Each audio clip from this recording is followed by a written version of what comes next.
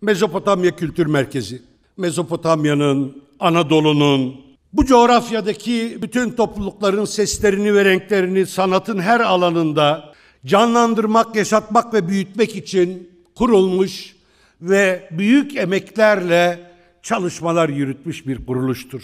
En son 30. kuruluş yıl dönümünü kutlamak için Bostancı Kültür Merkezi'nde bir etkinlik hazırlıkları yapıldı. Haftalarca çalıştılar ama etkinliğin yapılacağı günün sabahı daha önce valilik izin vermişken Kadıköy Kaymakamlığı bu etkinliği yasakladı. Sanki yasaklayınca sıtranlar susacak, kilamlar bitecekmiş gibi.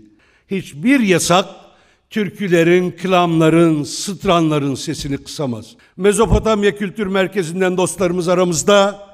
İşte orada kısıyorlarsa seslerini meclis kürsüsü onlarındır. Buyurun kardeşlerim.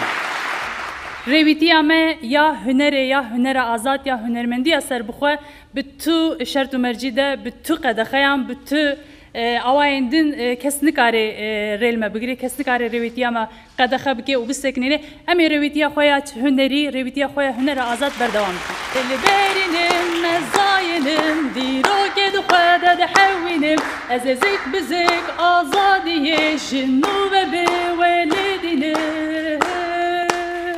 Ez berfim, berfim, berfim, Leyla tu delal.